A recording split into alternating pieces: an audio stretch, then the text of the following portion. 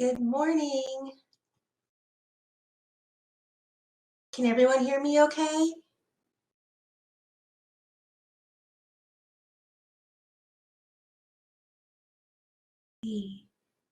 All the chats seem enabled.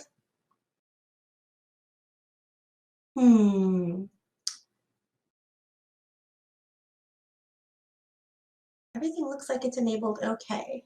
So, oh, good, you can hear me. Great, thank you. So, we'll get started. Welcome to the webinar this morning. Today's presentation won't be too long, so I should have time to stop for questions as we go along. But if time starts to get away from me, I will wait till the end and answer questions then. But you can feel free to post them in the chat area. The slides are included in the handouts, and a recording will be sent out later this week by our team. So let's get started.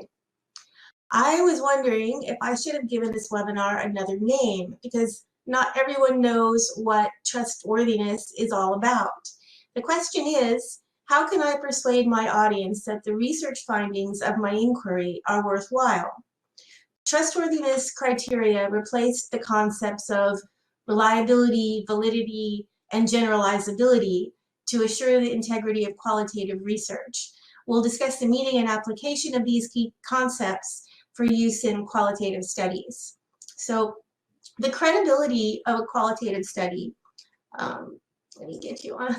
I'm sorry, I skipped the table of contents.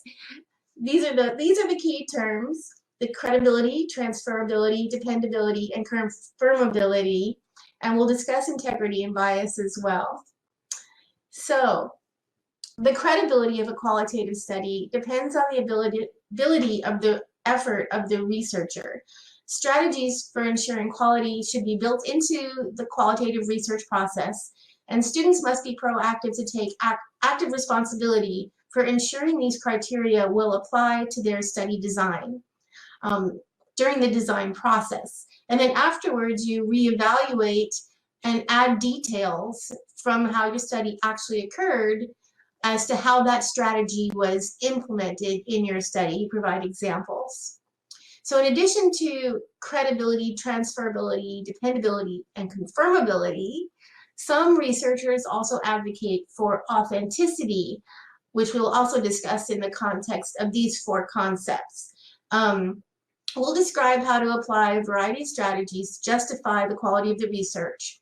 And the insights that you get here in this webinar today should be helpful to obtaining a clearer grasp of the application of these concepts. The handouts include 5 articles that you can cite when you're describing your methods for ensuring the quality of your study. So be sure to download the handouts, they'll be useful.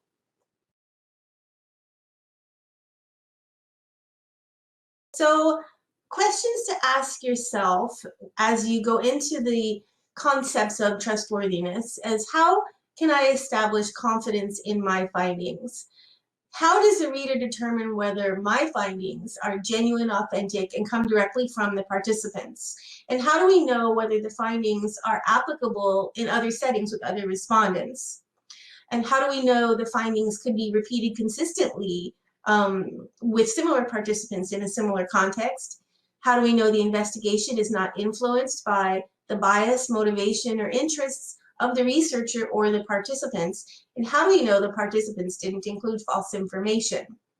To answer these questions, you utilize the trustworthiness criteria in the design and implementation of your study, and that enables you to analyze the responses in these contexts and justify your analysis of the meaning.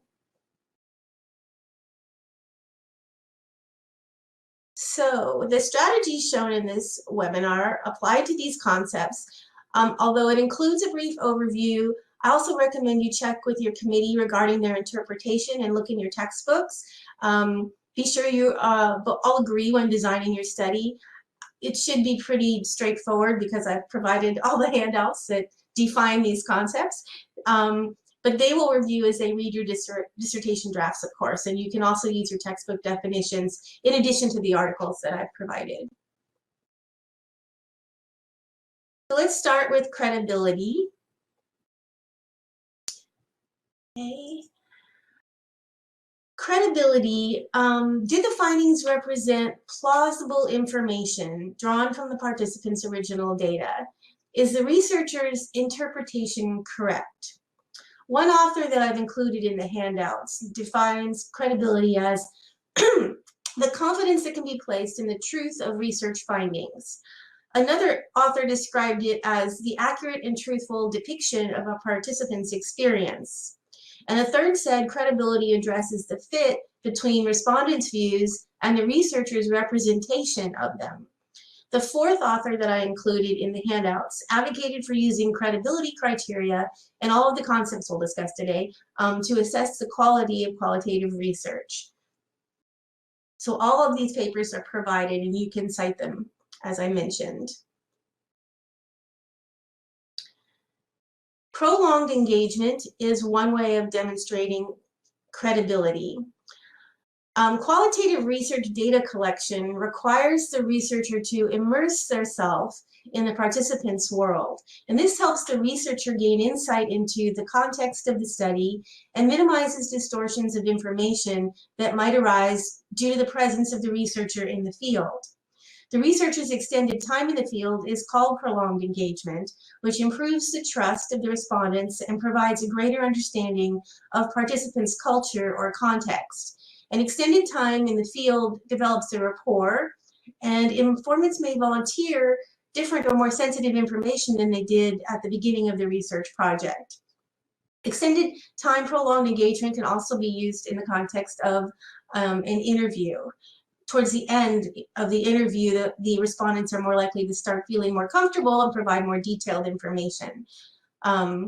Or a researcher may spend months during participatory action research or biographical research to develop an orientation and build trust and rapport. This is the meaning of prolonged engagement. Persistent observation is similar. In fact, a number of these concepts interrelate to the four major categories for showing trustworthiness. And you'll see that as we go along. Persistence observation is accomplished in interviews or other forms of engagement when the researcher does an in-depth study to seek detail through extended interaction, leading to an understanding of the participant's view.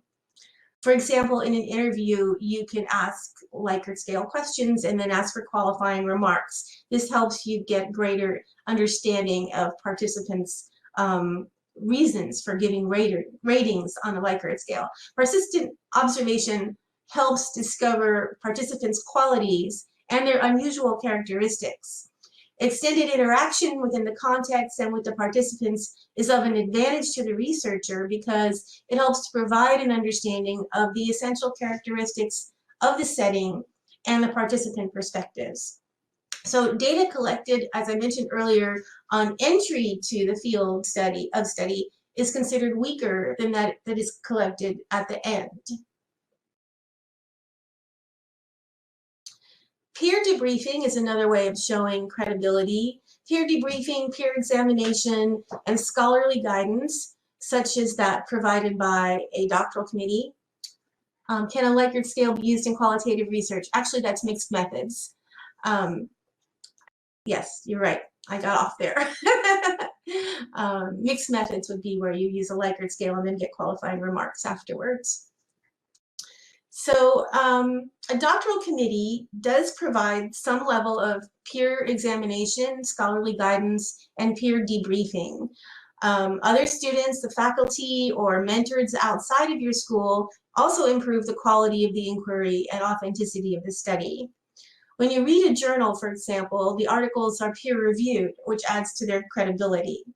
So peer debriefing exposes the student researcher to searching questions from others and provides an opportunity for the student to reflect, gain insight, and seek support with regard to the background information, data collection methods and processes, data management, the accuracy of transcripts, data analysis procedures, and presentation of research findings. So peer debriefing has to do with your research process, just as other strategies will have to do with engaging participants. To minimize bias, and increase the trustworthiness of findings in qualitative research, a second or third party analysis of data may be sought to provide what's called inter-rater reliability.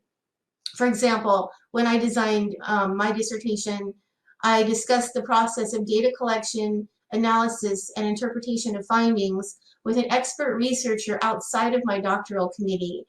This was because I didn't have any experience with statistical modelings, as you asked about Likert scales, and I didn't plan to use statistical modeling software, but I had a colleague who offered me assistance with that. So it was a great opportunity to evaluate my data in other ways that I wouldn't normally have chosen. You can do qualitative analysis of Likert scales. You don't need to do statistical modelings, but that's another webinar, and you can look for that one. Okay, credibility is also evidenced by triangulation. This involves using multiple methods of investigation to help reduce bias and to cross-examine the integrity of participant responses seeking corroboration. One triangulation technique could involve using interviewing or focus groups either separately or in sequence to enhance the quality of data, or using different sources to compare information.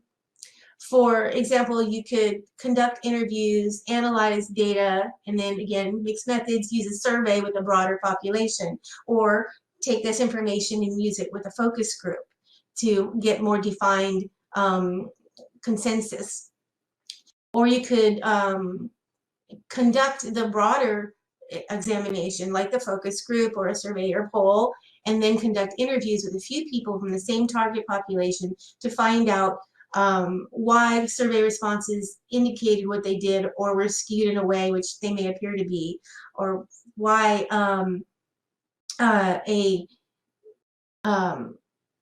a focus group came to this consensus, and then conduct interviews with people to validate that a little bit more closely.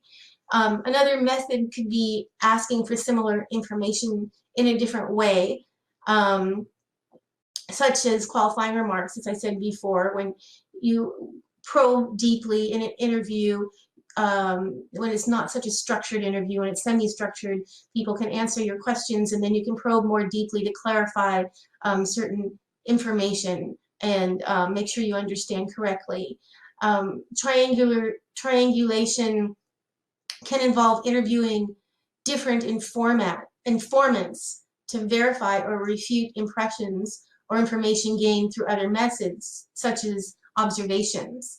For example, consider a car accident, where different perceptions may be learned through interviewing different witnesses, during the course of which commonalities are identified, or definitions are clarified. Okay, and interviews with a different set of experts too can support or contrast with perspective, attitudes, or information that are found in earlier interviews. Triangulation can also be achieved by checking the data and interpretations within categories and across categories with other researchers. Member checks are described as the heart of credibility, testing interpretations of data as they are acquired from the population being solicited.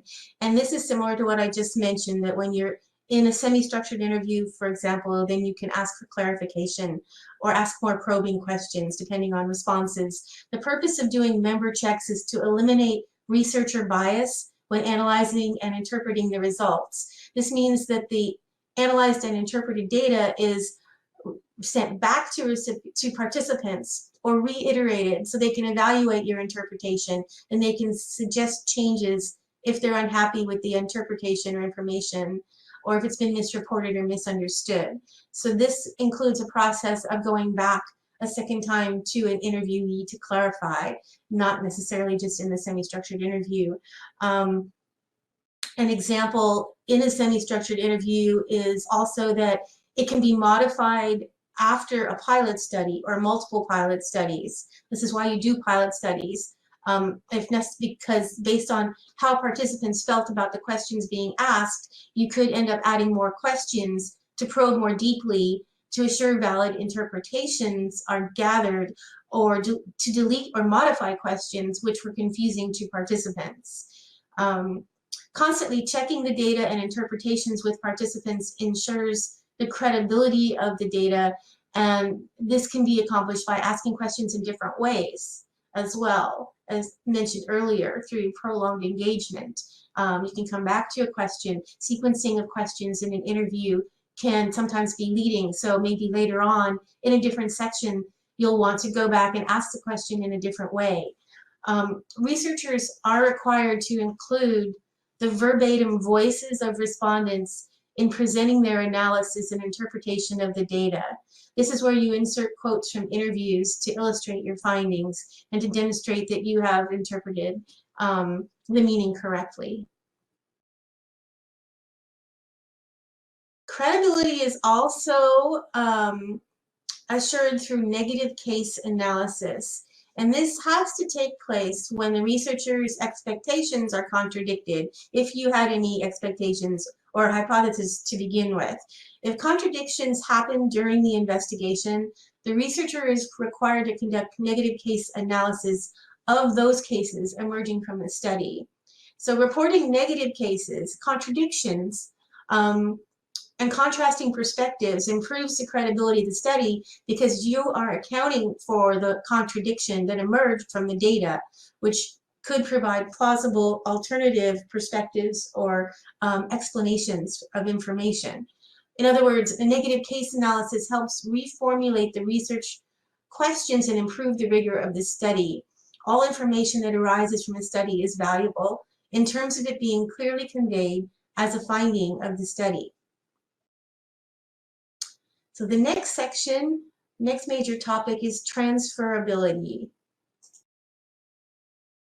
Transferability is considered similar to generalizability in that it refers to the degree to which the results of the qualitative research can be transferred to other contexts with other respondents. Transferability requires a detailed, rich description of the inquiry process, context for the study, participant selection, and that participants must be selected purposefully. It's critical in research to describe everything that occurs during the study step by step, both in the planning process and as it actually occurs. So you should plan ahead to provide a rich, thick description of your efforts step by step. And this helps other researchers understand how they might replicate the study or where they modify it if they do so. So what is a thick, rich description? This is critical and involves the researcher elucidating all of the research processes from the context of the study to data collection to the production of the final report. From one end to the other, everything is written down, just like a how-to manual. To ensure transferability of qualitative inquiry, you have to collect thick descriptive data. This is the academic terminology. You must understand, then describe the context being investigated thoroughly, the way the data is collected, the way it's transcribed and analyzed step by step, including the categorization and ordering of information, the themes and descriptors as they emerge. You want to tell people about the software you're using, everything, every step of the way. I recommend keeping track in a chronology, keeping track of what you do in a chronological order. A thick description allows comparison of your context to other possible contexts where other researchers might want to replicate the study. Purposeful sampling, purposeful or purposive seem to be interchangeable in the literature, although some people prefer one or the other. This just means that you have focused on key participants who are specifically knowledgeable on the issues of investigation. This means they have expertise. You assure that the participants have prolonged and varied field immersion and experience or that their participation is highly relevant and valuable to the study in other ways. This is why you create a very detailed description of your participant group and why you selected them. The student selects these units as individuals, groups, or organizations, institutions, based on specific purposes associated with answering the research questions. Purposive sampling provides greater in-depth findings than any other probability sampling methods because the researcher does justify why they chose a specific category of informants for the study. Jacqueline, I'm looking to use this in the area of parent education. Oh, that should be really helpful then. Yes, that should be very helpful. Good target population.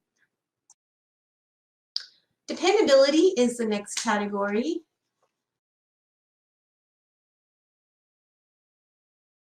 I don't know if you can see this little creature here on my desk getting in my way. She tends to have a nap up here. That's Molly. Dependability. Dependability refers to the stability of findings over time. Interpretations and recommendations must be definitively, that you come up with and usually elucidate in Chapter 5, must be definitively supported by the data received from informants in the study, which you reveal in Chapter 4. Dependability in qualitative research is similar to the notion of reliability in quantitative research. And dependability can be assured, for example, by having the expert researchers or a doctoral committee review the transcribed material from your interviews to verify the themes that you've taken from them. Then this analysis may be compared to the student researcher's own thematic analysis to find points of commonality or interpretation and eliminate themes not agreed on by both examiners. And your doctoral committee will probably do this with you naturally, or at least to some extent. This is what I did when I worked with an outside expert in statistical modeling. I did all the qualitative analysis on my own. And in all but one instance, I found the qualitative analysis far more useful to answering my research questions than the statistical models. There's so much more depth in qualitative methods that you can understand why, not just what has happened. An audit trail is really important across multiple concepts for trustworthiness. An audit trail shows how the data was collected, recorded, analyzed, cross-checked, and confirmed. It's like keeping a journal. It's like the how-to manual I mentioned. The audit trail can be linked to confirmability too. The student researcher illustrates in detail, step by step, in Chapter 3, the entire inquiry process, all research decisions and activities to show how the data were collected and analyzed. You usually write up Chapter 3 showing your plan ahead of time, get your IRB approval before talking to anyone, and then you conduct your field research. After that, you go back and you may modify Chapter 3 to show what actually happened step by step and where you may have deviated from your plan. Your illustration of your procedures includes how you process the raw data, such as transcripts, interview and observation notes, documents, records, journals, anything collected from the field. This establishes dependability by explaining any changes that took place between the plan and the action or during the activities.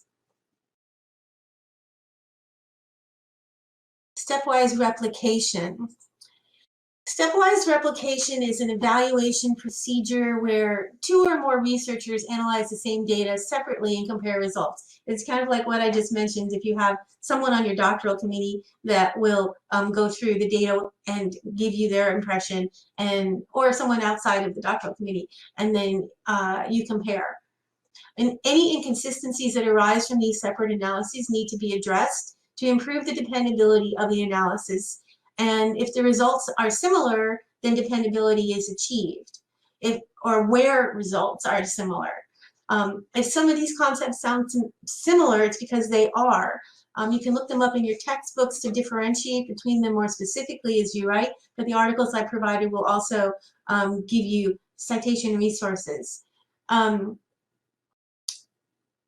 don't have to conduct every single one of these ideas in your paper, but whatever fits your study is what you should do. And the more that you can do to defend that you have applied these methods, the more credible and trustworthy and dependable your paper's results will be.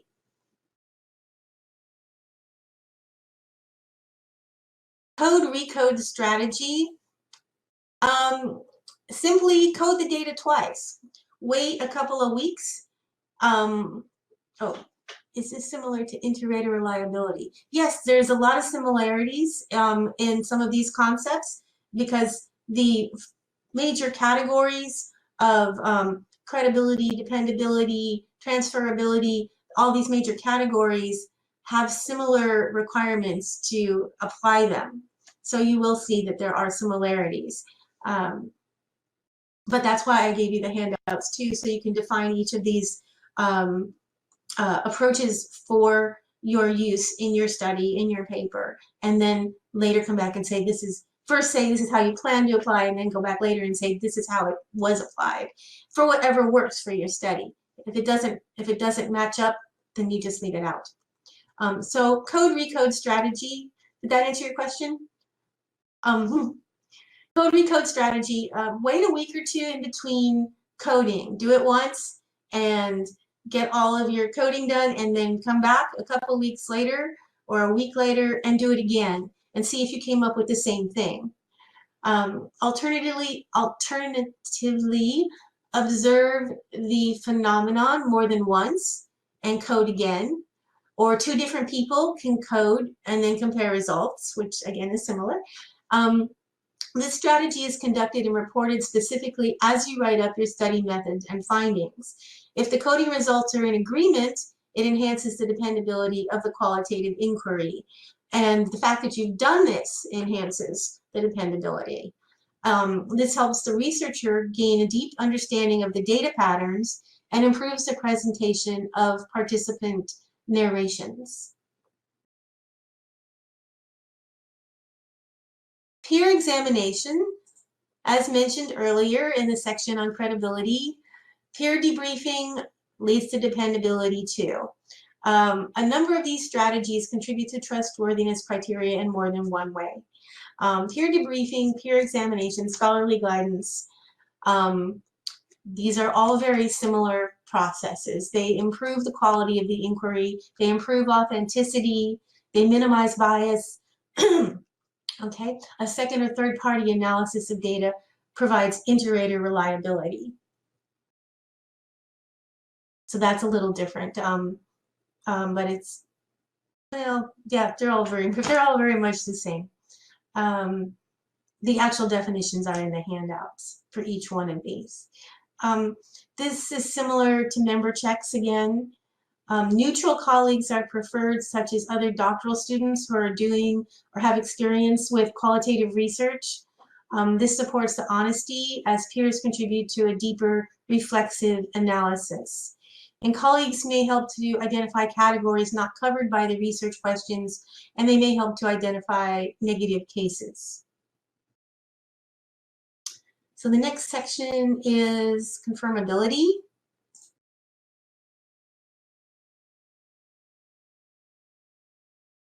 Confirmability refers to the degree that the findings can be corroborated by other researchers.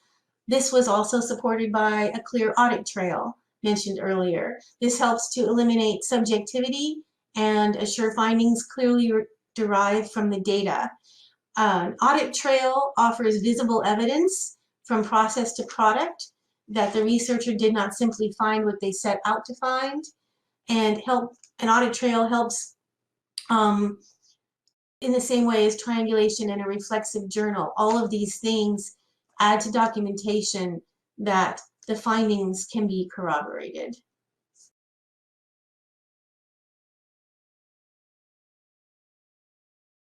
So journaling and reflection and reflexivity. Reflection on what occurred on the process and your process might lead to insight about something that you didn't notice at the time that you were processing information or conducting interviews. Pinpointing perhaps when detail might have been missed. Reflexivity is finding strategies to question our own attitudes and thought processes and values and assumptions, prejudices, habitual actions, to strive to understand your own role in relation to others, epistemologically, particularly the role of the researcher in terms of your potential for influencing the study and as you relate to study participants.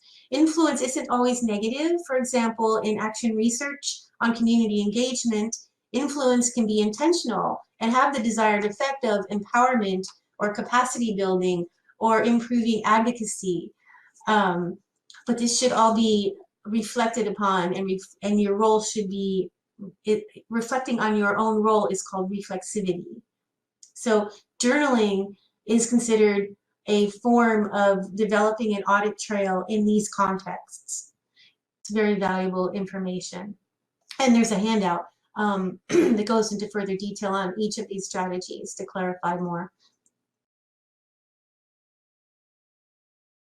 Journaling and bias.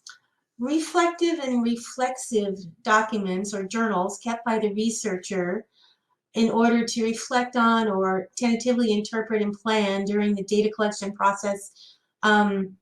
This journal should include all events that happened in the field, including personal reflections and aha moments. Researcher reflexivity is utilized to assess the influence of the investigator's own background, history, perceptions, and interests on the study process. This can be discussed both in terms of reflexivity, and in your paper you will have to have a discussion on bias, potential for participant bias, as well as researcher bias. So this can come up in that context too. It also helps to document the study. A journal helps document the study in terms of the audit trail. And as I mentioned, these strategies overlap. Reflection and reflexivity enhance your self-awareness as a researcher, as an influential instrument within the study, and this helps to offset bias, assumptions, predispositions, beliefs, and presuppositions that are potentially brought to the table. So this is why it helps with trustworthiness as well. By doing this, you avoid undue or inappropriate influence, and it contributes to the integrity of the study. Integrity and bias are the next section. So integrity of findings is important in qualitative research to assure that the data provided by participants is authentic and unbiased, and that you recognize and discuss anything biased that you notice. For example, in my dissertation research, I found out that one participant was coaxed by another to join the study and really didn't want to do it. And the effect on their responses was very clear, including a level of brevity, antipathy, impatience, and negativity towards the topic of investigation. Other people I interviewed were very enthusiastic, and some took as long as 2 hours to chat about the topic.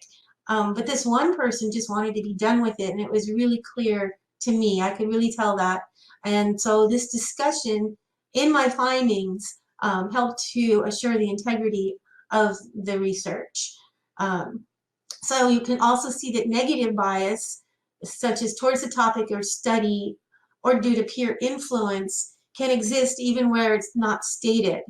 The opposite, positive bias, may be minimized by engaging deeply so that interpretations of individual perceptions can be clarified.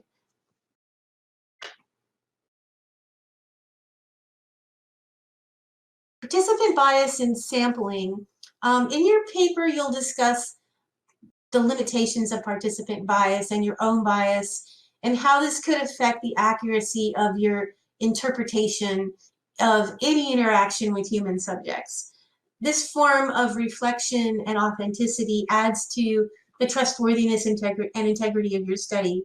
Bias can be offset through these methods that we discussed, like prolonged engagement, building a rapport and trust.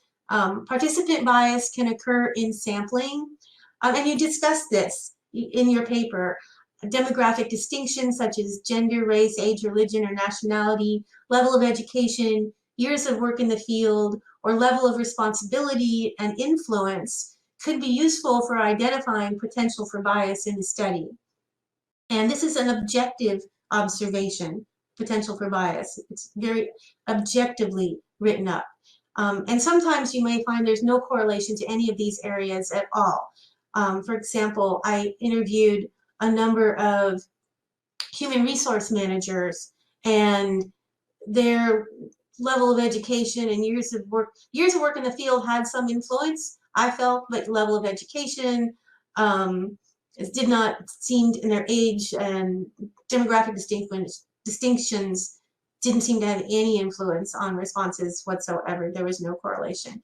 So an attempt should be made to epistemologically consider the preconceptions and prior assumptions of both yourself and the participants within the research design, and to discuss this and implement specific strategies such as we're talking about today to aid in the trustworthiness and integrity of the findings and offset any bias. Participant bias and perspectives. Bias may have occurred if participants mitigated or enhanced their responses or their level of engagement intentionally or unintentionally based on the quality of their relationship with the researcher, or if they knew about other participants and were influenced by their perceptions and expectations. This can happen in focus groups or group interviews of any kind. For example, in my study, an organizational chapter, the chapter president sent out an invitation to participate in my study, which wasn't what I asked, but this could be considered peer pressure. So I have, of course, you don't say anything to the person, but in my paper, I had to write up that there was this potential for peer pressure causing some bias and getting people to participate. Volunteers may participate in a study because they have stronger opinions than the general population. So you say this when you write up your discussion of potential for bias. Field research is limited by the participants' self-reported perceptions of their experience and speculation about the future or recollection of the past. This could mean the data is inaccurate. And you can write this up just like that in your paper, that you recognize the potential for this type of bias. The emotional state of participants may be at a unique point in time that the reflections were requested. They could be recollecting experiences from the past or speculating about the future rather than contributing reflections immediately after an event or experience. So the data may not be perfectly accurate. As I mentioned earlier, the car accident example, two people can witness the same event from the same position and have different or substantially different perceptions of the experience, and especially if you ask them a week or two later. These are types of statements you will actually make when discussing the potential for bias in your own study. By saying that you recognize the potential for bias, you add to the trustworthiness of your study. Researcher bias, your own bias. Social research as an experiential construct is highly unlikely to be value-free. Student research may focus on elements that support assertions or a hypothesis, and this demonstrates a biased perspective unless you intentionally seek out, recognize, and share contradictions. Negative cases, as I mentioned earlier, the value judgment of the researcher is also in play when certain practices are philosophically incompatible with your perspective. And it is okay to say that you're putting these limitations on your study. I am not exploring this area due to philosophical incompatibilities and then describe what you're talking about there. Discuss contradictory positions that you aren't exploring, as well as those that you find. Depending on what your research questions are, you know, what do you need to answer your research questions? Personal values are to be stated in academic writing in order that students can safeguard against their own influence with regard to the selection of the problems, preferences for certain concepts, rejection or neglect of others. And this is also a discussion you can have about your literature review, because you as the researcher choose the literature and the models that you will explore in your literature review. And to be aware that this decision may be, well, you're inexperienced as a student for one thing, so there is potential for bias, as expected. It's not entirely a negative, especially when you discuss it, that you're aware of it. It's expected that people offer truth. If you as a researcher are going to conceal information because it doesn't suit your perspective, the research will not be trustworthy.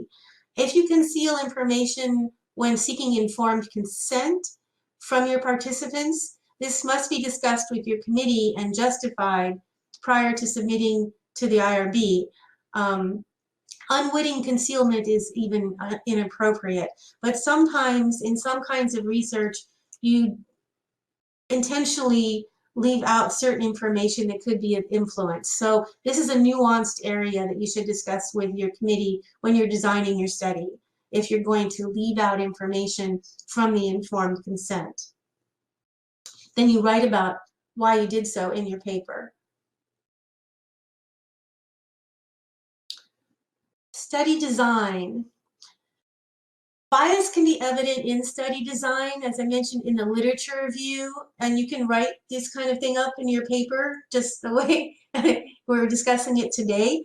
The researcher bias can be present in terms of their choice as to what information, best practices, strategies, and models might be relevant to the study. Because of the selectivity of focal points for a study, it's unlikely to be a comprehensive study of strategies that might be applied to the problem. Phenomenon. Again, this is something you can practically quote in your discussion of bias. I'm going to finish this slide and then I will get to your question, Jacqueline. Bias may be evident in the field research as a purposive sample is gathered. When the researcher uses their own judgment to select the sample based on prior information or experience. This is usually the case. So you should say so when you write about potential for bias in your study. Researcher bias can occur when the leader of a study, which is you, poses questions to participants. An interview process can create participant bias if participants are overly influenced by the new information presented to them in the interview. If you ever have gotten a political survey, for example, it provides a bunch of information up front before asking questions, you may notice that that survey seems to be biased towards a certain perspective. As a researcher, you need to avoid leading respondents in any direction and be very factual when you present information. The doctoral committee should help eliminate any bias from your interview guide, but tone of voice can be influential too. Both the design and the analysis of data from field studies can be biased due to researcher inexperience, and this is expected in student projects. Previously held opinions, pre-existing beliefs, perceptions of the value of information, availability of the sources from which to draw information, and potentially hidden preconceptions and assumptions can limit your perspective and skew your conclusions. But this is normal in a student research project. So don't be afraid to say so if you can see where this might have occurred. In addition, there are obviously going to be ideas, concepts, models, and strategies that you may have overlooked. That's to be expected, so just say so. So Jacqueline says, I'm creating a pilot program to support African American parents enhance the parent-child relationship with their child. I'm using the ECFE model, vision and mission. I'm having challenges arriving at appropriate indicators and observations questions as I plan. Do you have any suggestions? I am not familiar with the ECFE model. I tell you what, if you want to email me after this seminar or webinar, I will, actually let me put my email address here. I will look it up and then I can maybe give you some suggestions. An email, I believe.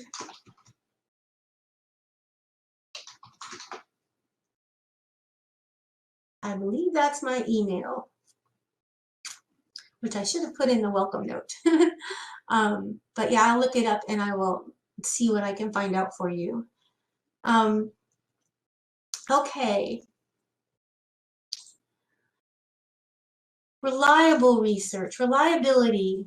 I mentioned earlier that reliability is really a concept used in quantitative research, but reliable research is credible. I mentioned earlier that social research is an experiential construct and it's highly unlikely to be value-free. So no individual is expected to be perfect or value-free while interviewing, observing, mining available documents or records, taking account of nonverbal cues, and interpreting inadvertent or unobtrusive measures. And all these things can be overlooked in student research. However, the researcher is the only person collecting and analyzing data in a typical study. So this is where the engagement of a mentor or mentors such as the doctoral committee is, and all the other individuals that I mentioned earlier, can be very important. They can help you see what you might have missed. As discussed previously, peer review, member checks, etc. Can be very helpful in assisting in these processes. Again, credibility depends on the ability and the effort of the researcher. If you want to help assure that your study is credible, transferable, dependable, and confirmable, and authentic, don't be afraid to ask for help from your peers and your committee. Here's the whole list I had come up with: expert advice, member checks, peer reviews. All of this assists credibility and trustworthiness and assure an authentic, unbiased study.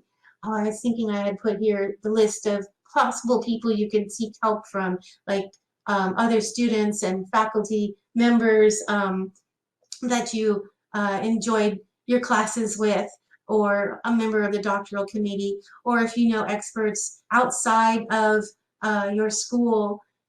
This can all be helpful to assuring authenticity and credibility, transferability, dependability, and confirmability, and integrity, and all of these things. So Michael says, flipping this around, and if I'm offering a critical analysis of the underpinning assumptions in research design and data collection strategies and the practice of academic research in a number of different papers centered around the same topic, is there a framework for reporting on this?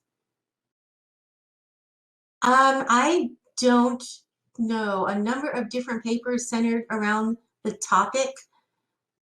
The handouts that I gave you describe all these ways. There's like 4 of them. Describe all these ways of assuring trustworthiness in research.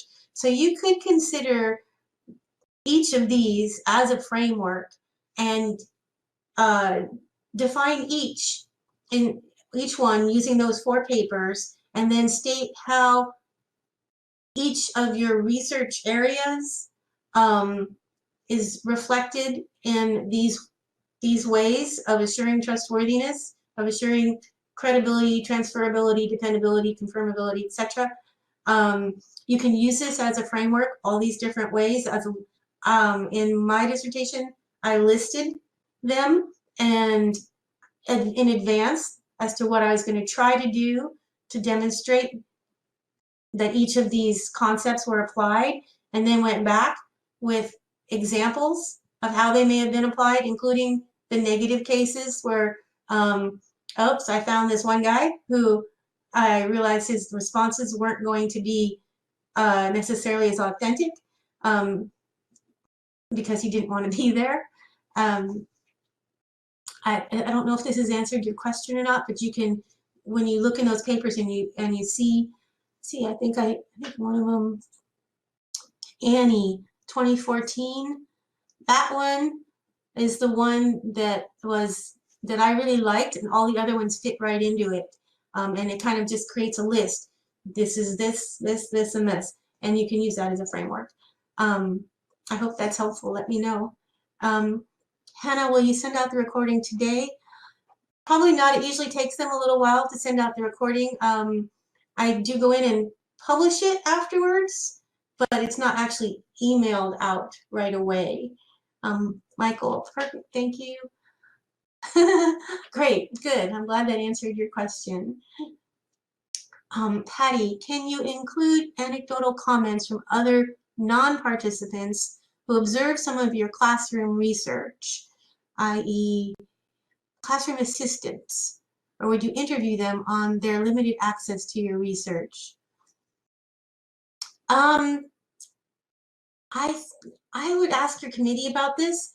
They're non-participants, but if you're talking about peer review, in that context, yes, you would discuss it if you got a peer review of any part of the process, because that is how you help to assure trustworthiness.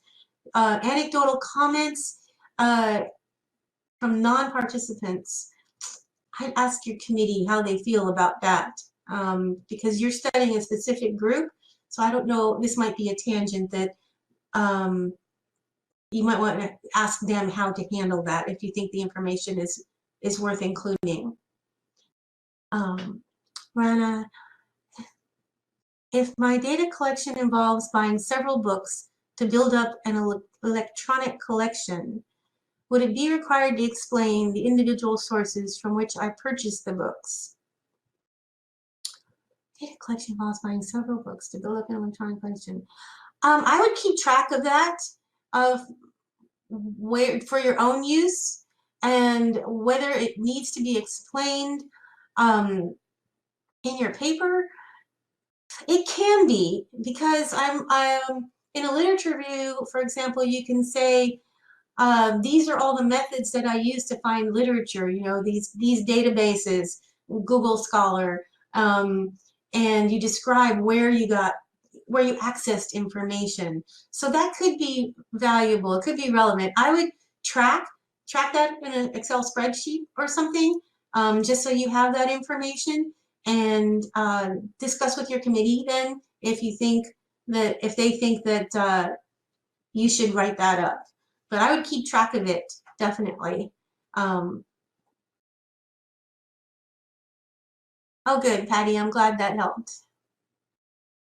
I'm sorry I don't know a direct answer to that.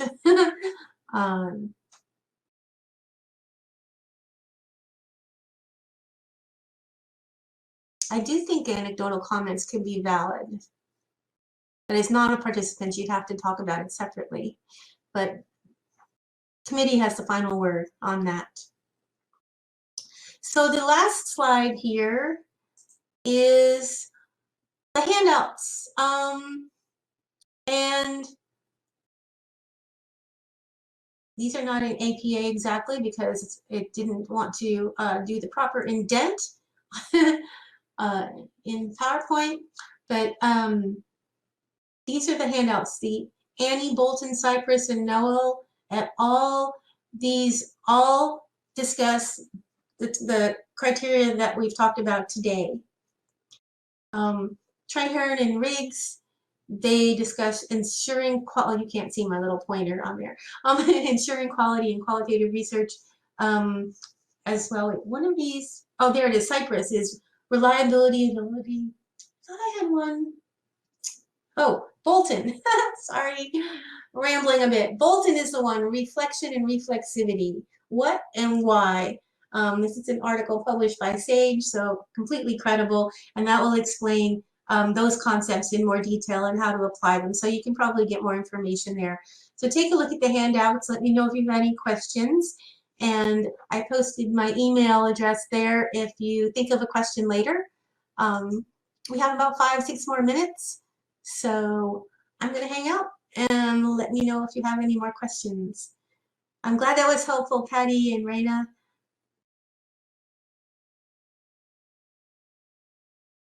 You're welcome, Jacqueline.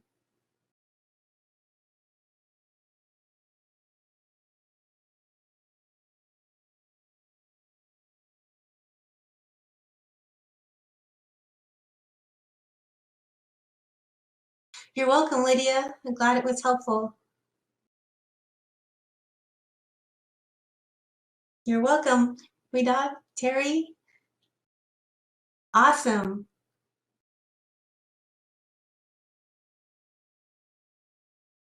Thank you, Karen. Oh, you're preparing for your defense. Wow. Yeah. Good material for that. Wonderful. Welcome, Heidi. Good. I'm glad you like the resources, Patty. Joanne, you've been in more than one of my webinars. Very cool. Thank you. That means a lot. Thank you very much. You're welcome, Allison. You're welcome. You're welcome, David. And R. Washington. Don't have your first name. You're welcome, though. Michael, you're very welcome.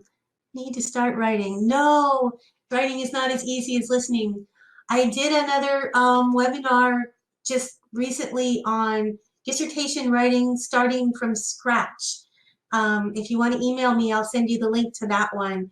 And it's really good with preparatory strategies for getting started, not only on the writing process and organizing your thoughts, but also on setting yourself up for success, you know, your space, your approach, your mental approach, and so that could be a good one too. Looking for use to use with retention with staff. Oh, that's cool. My dissertation was on retention too. I found a paper from Oracle on talent retention. The company Oracle, it was in 2000, paper written in 2012 that I thought was very interesting with regard to mentoring and motivation in that context.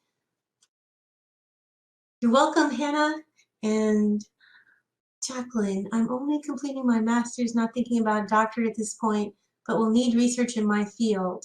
I do like evaluation as well. And will email. Great, I will look for that. That's great. And this is, you know, if you're doing any kind of research, master's or doctoral research, I've worked mostly with doctoral students, but our webinars are geared for anyone writing a research paper, Jacqueline. So, you know, feel free to look at anything that makes sense to you. Include starting dissertation research is probably very similar to starting master's research as well.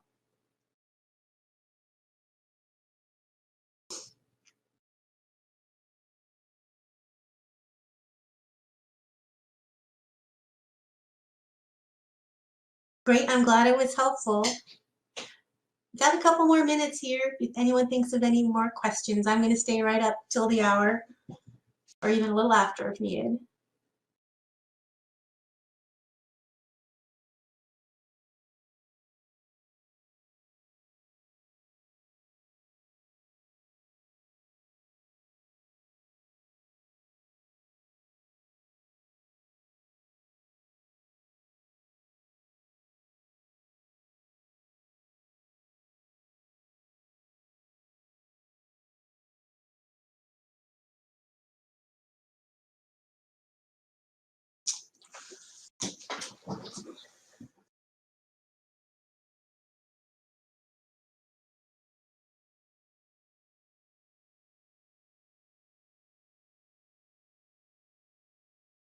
Bye, Jacqueline. You have a great day too.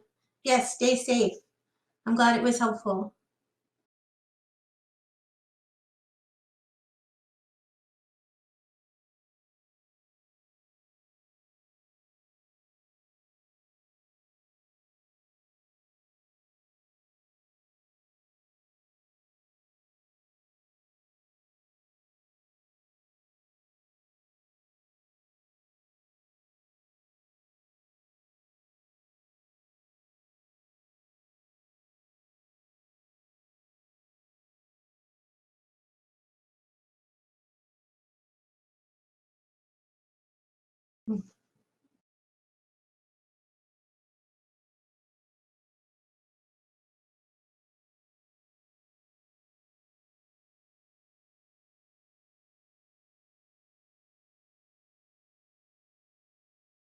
Okay, I'm going to put my email up here one more time.